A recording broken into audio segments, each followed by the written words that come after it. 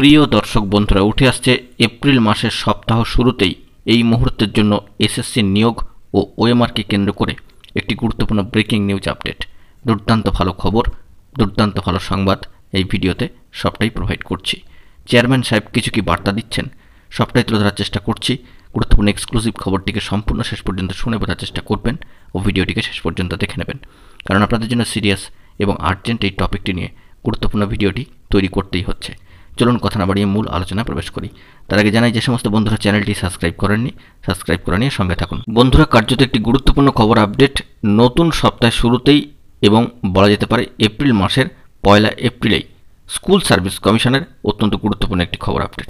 School service commission রাজ্য শিক্ষা দপ্তরকে পরামর্শ দিয়েছেন যে নিয়োগ প্রক্রিয়ার স্বচ্ছতার স্বার্থে সরকারি সাহায্যপ্রাপ্ত মাধ্যমিক এবং উচ্চ মাধ্যমিক বিদ্যালয়ের সহকারী শিক্ষক নির্বাচন এমসিকিউ প্রশ্নে অনুষ্ঠিত হবে, বিষয়ভিত্তিক প্রশ্ন নয়। সরাসরি অনস্ক্রিনে সেই সামাজিক গণমাধ্যমের খবরটি আপনারা দেখতে পাচ্ছেন, ইংরেজিতে লেখা।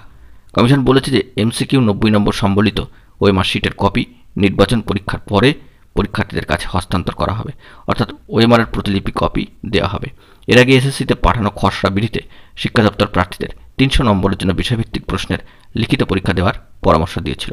কমিশন যুক্তি দিয়েছেন যে বিষয়ভিত্তিক প্রশ্নে পরীক্ষা অনুষ্ঠিত হলে আইনি চ্যালেঞ্জ বেড়ে যেতে পারে, কারণ সেক্ষেত্রে চাকরি প্রার্থীরা মূল্যায়ন সম্পর্কে প্রশ্ন তুলে আদালতে যেতে পারে বা তথ্য অধিকার আইনের অধীনে আবেদনও করতে পারে। এবারে এই নিয়ে সম্মানীয় এক আধিকারিক মহাশয় বলেন যে এমসিকিউ এর সুবিধা হলো যে পরীক্ষার পর প্রার্থীদের কাছে ওএমআর শিট হস্তান্তর করা হলে মডেল উত্তর আপলোড করার পরপরই তারা নিজেরাই পরীক্ষা করে দেখতে পারে যে তারা কত নম্বর পাবেন বা পেতে পারেন।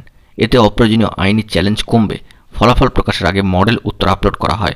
তাছাড়া 300 নম্বরের বিষয়ভিত্তিক প্রশ্নে পরীক্ষা হলে প্রার্থীদের উত্তর স্ক্রিপ্টের অনুলিপি দেওয়া কঠিন হবে পৃষ্ঠা সংখ্যার কারণে।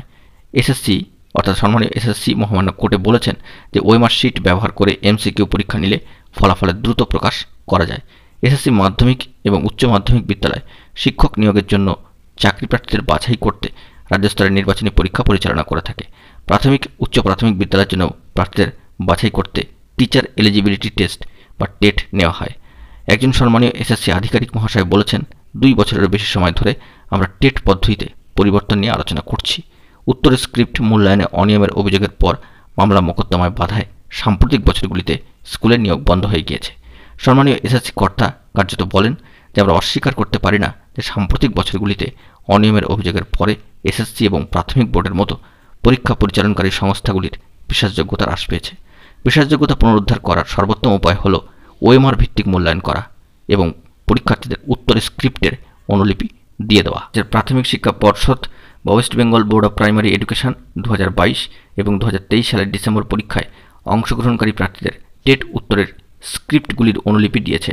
যদিও এসএসসির চেয়ারম্যান সাহেব সিদ্ধার্থ মজুমদার মহাশয় এই বিষয়ে কোনো মন্তব্য কিন্তু করেননি, অর্থাৎ এই বিষয়ে মন্তব্য করতে অস্বীকার করেন।